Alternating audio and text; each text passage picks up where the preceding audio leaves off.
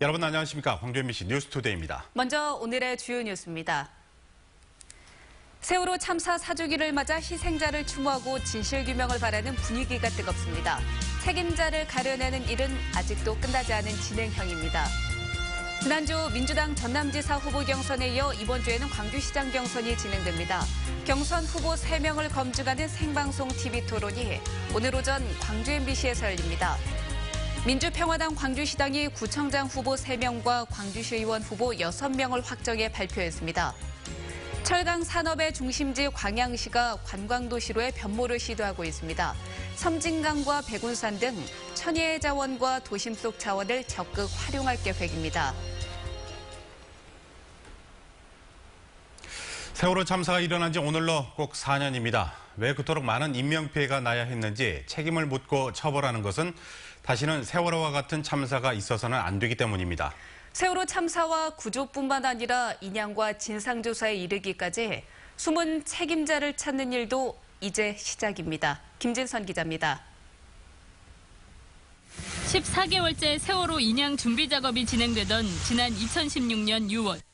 해상 크레인의 강철 와이어에 세월호 선수 2곳이 찢겨나갔습니다. 약 7m 길이로 선체가 파손되면서 인양은 그만큼 늦어졌고 공법 변경이 추진됐습니다. 와이어 총 5개 중 2개의 와이어가 선체를 파고 들어갔으며 인양 방식이 수없이 바뀌는 동안 선체에는 100개 넘는 구멍이 뚫렸고 닷과 스테빌라이저 등 세월호 주요 구조물도 잘려나갔습니다. 세월호 참사 4년이 다 된 시점에서 사고 조사를 방해한 혐의로 전 해수부 장관과 차관이 구속됐습니다. 당시 실무를 맡은 공무원들의 징계 절차도 진행되고 있습니다. 사법당국의 처분 결과로 끝이 아니라 이 플러스 공무원이기 때문에 징계를 받아야 되는 거거든요. 혐의가 있을 경우에는 기소 유예를 할지라도. 세월호 참사와 관련해 현장에 출동했던 123정 정장만 유일하게 형사처벌을 받은 해경. 구조 실패의 책임으로 조직이 해체됐던 해경이지만 당시 지휘부 일부는 승진까지 했습니다. 이제 진상규명을 해서 책임자를 처벌한다는 것의 목적은 결국은 동일한 사건이나 사고가 발생하지 않도록 하겠다는 건데 그러려면은 지휘 라인이 적절히 지휘를 했는지가 되게 중요해요. 승객들을 구조하지 못한 책임, 인양을 늦추고 진상규명을 방해한 책임. 남은 과제는 2기 특조위에 넘겨졌습니다. MBC 뉴스 김진선입니다. 4년 전 세월호 사고 직후 가장 이해하기 어려웠던 부분은 해경이 수사 중인 선장 이준석 씨를 해경 직원 집에 재운 것입니다. 이를 두고 각종 의혹이 제기됐었는데 2014년 4월로 되돌아가 당시 어떤 일이 있었는지 되짚어보겠습니다. 문현철 기자가 취재했습니다. 2014년 4월 17일 오전 세월호 이준석 선장은 해경에서 2차 조사를 받습니다. 밤 9시 40분 해경 직원은 이 선장을 데리고 목포해양경찰서를 빠져나갑니다. 해경 직원과 이 선장이 1시간여 뒤 나타난 곳은 해경 직원 집입니다. 요번에 가려다가 이제 못 간 거라니까. 다시 사무실 오기도 그러잖아요. 집에서 머물던 이 선장은 다음 날 정오쯤 해경과 함께 집에서 나옵니다. 중범죄 혐의를 받고 있는 이 선장을 해경 직원의 집에 재우는 특혜까지 줬습니다. 14시간 동안 어떤 일이 있었고 누구를 만났는지 각종 의혹이 제기됐습니다. 당시 이 선장과 함께 있었던 해경 직원은 MBC와 만나 제3의 인물은 없었다고 부인합니다. 집에 혹시 다른 사람들이 온 적이 없습니까? 없습니다. 일상적인 대화를 나누기도 좀 그런 상황이었고. 당시 이준석 선장은 피의자 신분이었습니다. 수백 명이 사망했고 도주 우려가 있었음에도 해경은 긴급 체포를 하지 않았습니다. 지난 13일 연흥호와 충돌했던 화물선 선장을 목포에 도착하자마자 곧바로 긴급 체포했던 곳과는 대조적입니다. 대형 사건 같은 경우는 조사를 했으면 바로 영장 준비를 하고 신병을 확보를 위해서 유치장에 계속 구류를 해놓고 영장을 48시간 이내에 영장을 청구하는 경우가 대부분입니다. 상식에 맞지 않는 이 같은 지시를 누가 왜 했는지 아직까지도 명확히 밝혀진 것은 없습니다. MBC 뉴스 문현철입니다. 세월호 참사와 가습기 살균제 사건의 진상규명을 위해 만들어진 사회적 참사 특별조사위원회, 이른바 세월호 특조위 2기로 불립니다. 조직적 방해를 받았던 1기보다 권한이 대폭 강화된 만큼 과제가 많습니다. 김양훈 기자입니다. 사실상 언론 보도를 통해 알았다. 진도 VTS에서는 세월호와 교신한다는 그런 지시를 할 생각을 못했다. 이렇게 진술했는데 그때 이렇게 진술한 건 맞습니까? 네, 그때 진술을 했는가 제가 모르는데 제 기억으로는 생각이 잘 안 납니다. 무책임한 답변들로 채워졌던 특조위 청문회. 늦어진 인양에도 현장 조사 거부에 바지선에도 오르지 못했습니다. 특검 요청마저 폐기된 채 강제 해산됐던 1기 특조위. 1년 6개월 만에 출범한 2기 특조위는 독립성과 특검한 자동 상정을 보장받았습니다. 원천적으로 봉쇄가 됐고 방해를 받았고요. 은폐가 됐어요. 2기 특조위 같은 경우는 그런 거 전혀 없이 우리가 처음부터 원했던 성역 없는 수사, 조사, 그리고 그까지 해야죠. 1기 특조위는 물론 선체조사위에 조사를 이어받게 될 2기 특조위는 세월호 침몰 원인은 물론 구조 실패와 조사 방해 책임자 처벌까지 맡게 됩니다. 원인을 찾아서 원인이 사람에 있으면 그 사람을 처벌을 해야 되고 제도나 관행의 원인이 있으면 고쳐나가야 되는. 하지만 과거 진상규명 방해 활동이 드러난 황전원 특조위원을 상대로 유가족들이 사퇴 촉구 단식 투쟁을 예고하는 등 무거운 기대 속에 쉽지 않은 첫발을 내딛고 있습니다. MBC 뉴스 김양훈입니다. 세월호 4주기인 오늘 광주와 전남 곳곳에서 추모 행사가 열립니다. 광주에서는 오늘 오후 7시부터 세월호 시민 상주 모임이 주관하는 세월호 희생자 추모 문화제가 열리고 오후 3시부터는 전남대 사대보중 학생들이 전남대 5.18 민주공원에서 추모 행사를 갖습니다. 오늘 오전 10시 진도 실내체육관에서는 초등학생과 주민들이 세월호 희생자를 추모하고 안전체험을 통해 슬픔을 승화하는 행사를 진행합니다.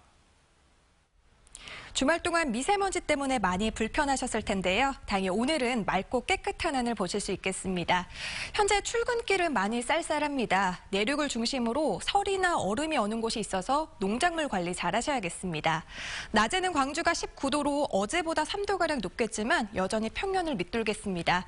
내일 기온이 더 오르면서 20도로 평년 기온 회복하겠습니다. 당분간 아침과 낮의 기온차가 크니까 건강관리 잘 하시기 바랍니다. 오늘 우리 지역의 미세먼지 농도는 대체로 보통 수준을 보입니다. 어제 미뤄뒀던 환기를 해주시면 좋겠는데요. 다만 오전에는 아직 남아있는 황사의 영향으로 일시적으로 농도가 높을 가능성이 있겠습니다. 현재 광주가 4.8도, 나주가 0.4도로 평년 기온을 밑돌면서 아침엔 쌀쌀합니다. 낮 기온은 장성과 담양이 17도, 나주, 화순 18도로 예상됩니다. 목포가 16도, 강진과 장흥 17도로 어제보다 2도에서 3도가량 높은 낮 기온 예상되고요. 곡성이 19도, 구례 18도, 순천은 17도를 보이겠습니다. 날씨였습니다. 민주당 광주시장 후보 경선이 이번 주에 치러집니다. 후보들은 부지런히 유권자들을 만나고 승부처가 될 수 있는 TV 토론을 준비하며 경선에 대비하고 있습니다. 용근수 기자입니다. 경선을 앞둔 마지막 주말과 휴일, 민주당의 광주시장 경선 후보들은 당원과 시민들의 표심을 공략하는 데 주력했습니다. 강기정 예비후보는 긴급 기자회견을 열고 이용섭 예비후보 측이 불법으로 유출된 권리당원 명부를 이용해서 또 문자 메시지를 보냈다는 의혹을 제기했습니다. 이용섭 후보의 자격을 박탈하는 등 책임 있는 조치를 취해줄 것을 강력히 요구합니다. 이용섭 예비후보는 전형적인 네거티브라고 맞받았습니다. 선관위 신고한 내용대로 문자를 보냈을 뿐이라며 근거 없는 비방을 중단하라고 반박했습니다. 이용섭 후보를 흠집내는 의도는 전형적인 네거티브라고 하지 않을 수 있겠습니까? 양측이 공방전을 벌이는 가운데 양향자 예비후보는 상가와 시장 등을 돌며 친화력으로 시민들에게 다가갔습니다. 살림 잘하는 사람이 시장 돼야 되겠죠. 이제 여성일도 해야 되고 따뜻하게 할게요. 모레부터 시작되는 경선을 앞두고 후보들 간의 막판 신경전이 과열되는 가운데 오늘은 TV 토론에서 새 후보가 격돌합니다. 경선 전에 치러지는 유일한 토론회는 광주 MBC를 통해서 오전 9시 45분부터 100분간 생방송되고 페이스북과 유튜브로도 동시에 중계됩니다. MBC 뉴스 윤문수입니다. 민주당 전남지사 후보를 선출하기 위한 1차 경선 결과 김영록 후보와 장만채 후보가 결선에 올랐습니다. 민주당에 따르면 지난 13일부터 어제까지 실시된 권리당원과 선거인단 ARS 투표를 합산한 결과 김영록 후보가 40.9%, 장만채 후보가 32.5%를 득표했고 신정훈 후보는 26.6%를 얻는 데 그쳤습니다. 1차 경선에서 과반 득표 후보가 나오지 않았기 때문에 김영록 후보와 장만채 후보를 대상으로 오는 18일부터 이틀 동안 결선 투표를 실시해서 최종 후보를 선출하게 됩니다. 민주평화당 광주시당이 구청장 후보 3명과 광주시의원 후보 6명을 확정해 발표했습니다. 평화당의 구청장 후보는 동구의 김성환 현 부청장, 북구의 이은방 광주시의회 의장, 광산구의 이정현 광주시의원이고 시의원 후보는 박춘수 문태환 현 시의원과 오동호 장희연 후보 등입니다. 평화당 광주시당은 오는 21일에 2차로 공천 후보자를 발표할 예정입니다.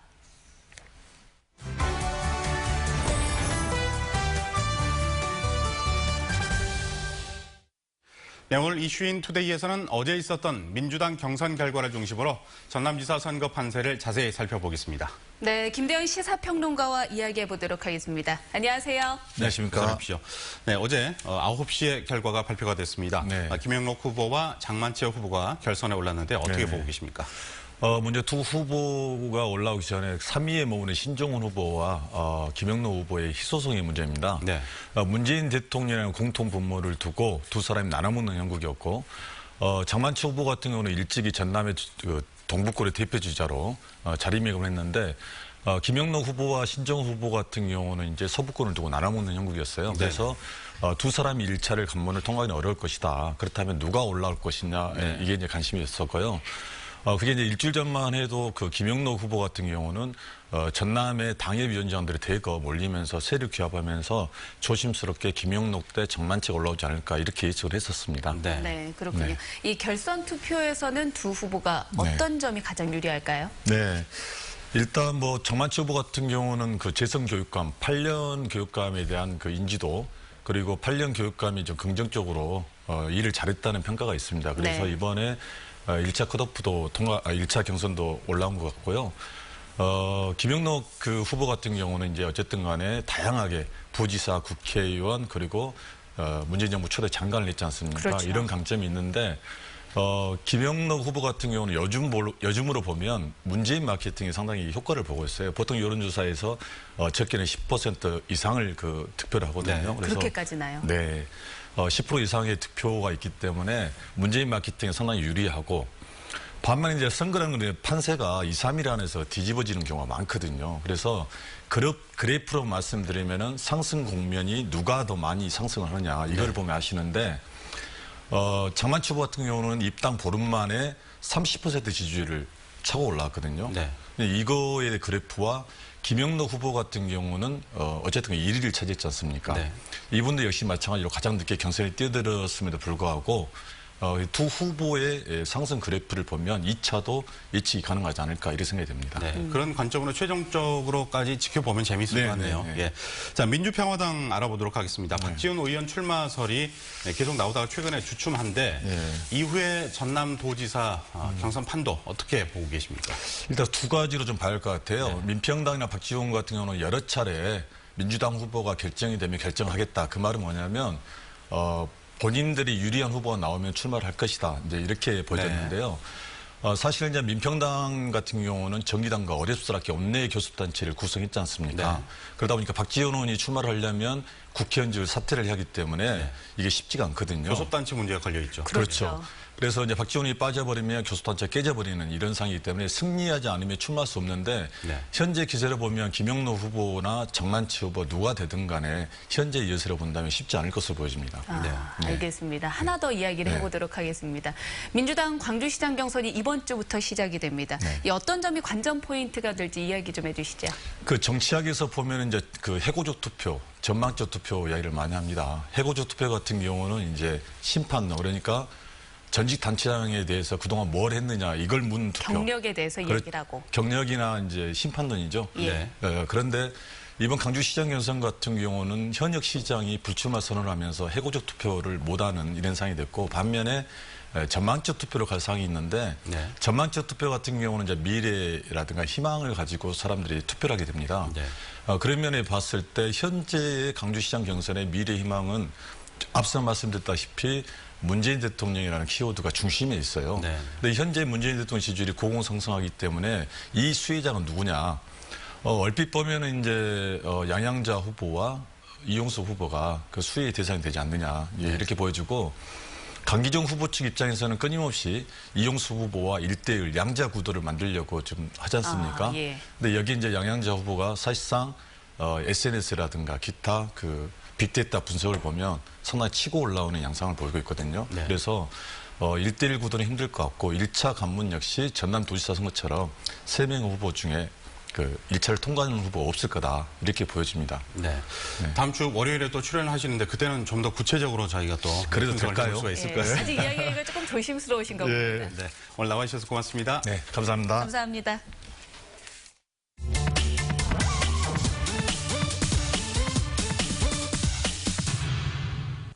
지난 한 주 SNS에선 어떤 뉴스가 시민들의 관심을 끌었을까요?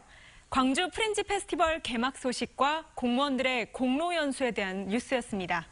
어떤 댓글이 남겨졌는지 살펴보겠습니다. 금남로 일대가 사람들로 북적북적.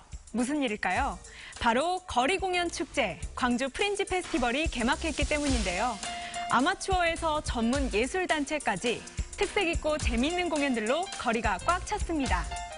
어제 우리가 깜짝 놀란 거 매주 토요일마다 열리는가 봄? 길거리에서 마술하고 있었잖아. SNS에는 거리 축제 특성상 지나가다 봤다는 목격담도 올라오고, 축제 진행을 위해 차량을 통제하다 보니 이에 따른 불편함을 호소하기도 했습니다. 올해로 3년째를 맞는 프린지 페스티벌. 11월까지 8개월 동안 매주 토요일 광주 금남로 일대에서 펼쳐집니다. 광산구청 공무원 10여 명이 세금으로 외유성 해외 연수를 떠났다는 뉴스도 전해드렸죠. 퇴직을 앞둔 공무원들에 대한 예우 차원에서 실시된 공로 연수였는데요. 아무래도 시민들은 본인이 낸 세금과 관련된 내용이다 보니 관심이 많을 수밖에 없었습니다. 내 세금에 치여서 가까운 제주도 여행도 못 갔는데 내가 낸 세금으로 해외를 여행 가네. 본인 돈으로 가라고. 이렇게 시민들은 분노를 감추지 못했습니다.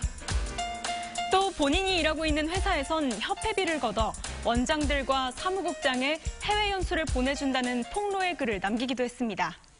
지금까지 댓글 소셜통이었습니다.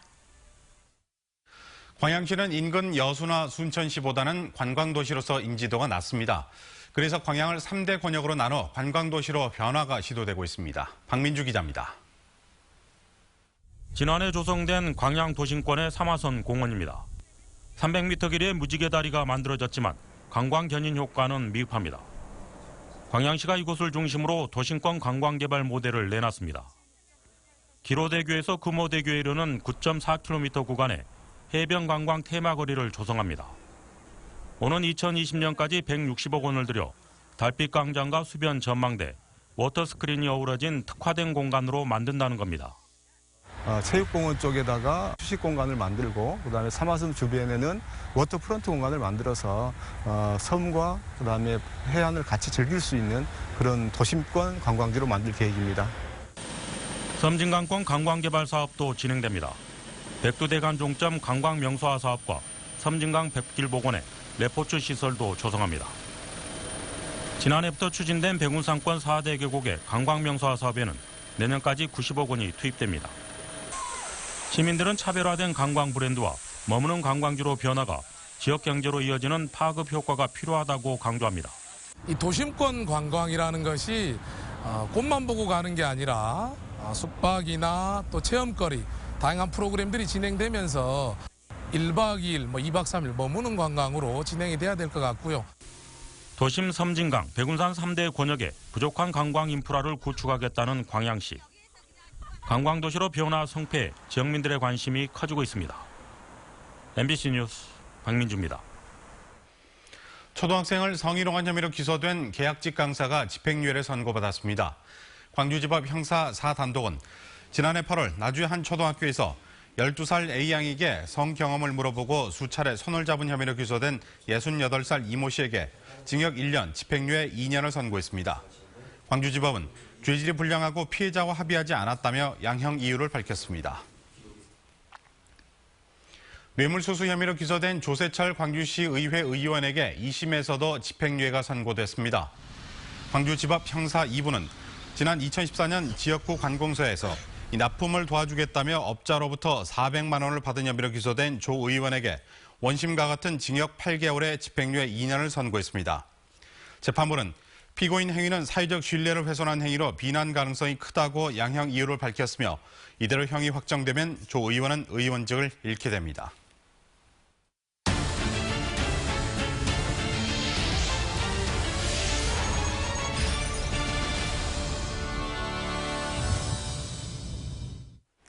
세월호 수색 작업 지원을 나왔다 헬기 추락 사고로 순직한 소방관들을 기리는 추모 공간이 마련됩니다. 광주시는 지난 2014년 7월 세월호 실종자 수색 임무를 마치고 복귀하다 헬기 추락 사고로 순직한 강원도 소방본부 소속 순진 소방관 4명을 기리기 위해 풍영정천 천변공원에 추모 공간을 마련하기로 했습니다.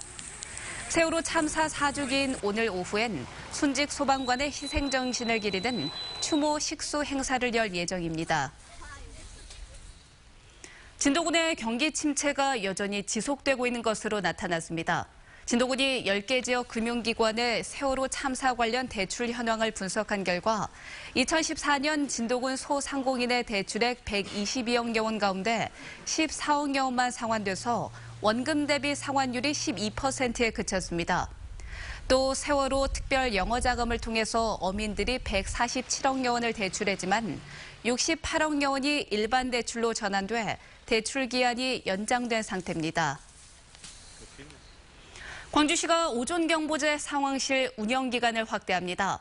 광주시는 봄철 기간 상승과 일사량 증가로 오존 농도가 높아지는 속도가 빨라질 것으로 예상돼서 오늘 10월까지 6개월 동안 오존 경보제 상황실을 운영한다고 밝혔습니다. 광주시는 다른 도시에 비해서 고농도 오존 발생률은 낮은 편이지만 지형으로 인해서 오염물질 확산이 정체돼 연평균 오존 농도는 다른 도시와 비슷합니다. 광주 세계수영선수권대회 조직위가 대회를 홍보할 1기 온라인 서포터즈 100명을 모집합니다. 조직위에 따르면 온라인 서포터즈는 수영에 관심이 있고 소셜미디어로 지속적인 홍보가 가능한 사람이면 누구나 지원할 수 있으며 온라인 콘텐츠 제작과 행사 현장 취재 등을 통해서 대회 홍보 도우미 역할을 하게 됩니다. 활동 기간은 5월부터 8개월가량이며 원고료와 취재 지원 등 다양한 혜택이 제공됩니다. 전라남도 치과의사회 등 호남권 3개 지부는 지난 주말 김대중 컨벤션센터에서 치과 종합학술대회와 기자재 전시회를 열고 최신 진료기술과 정보를 공유했습니다. 아울러 이사랑 모으기 캠페인을 통해서 모금된 성금을 어려운 이웃에게 전달하는 행사도 함께 진행했습니다.